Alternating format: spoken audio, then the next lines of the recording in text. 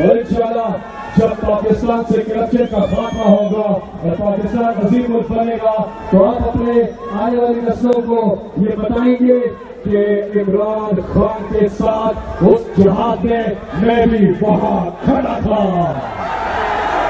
नारे तकबीर,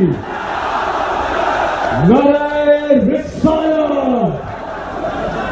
पाकिस्तान, पाकिस्तान, पाकिस्तान, पाकिस्तान। कौन बचाएगा पाकिस्तान? कौन बचाएगा पाकिस्तान?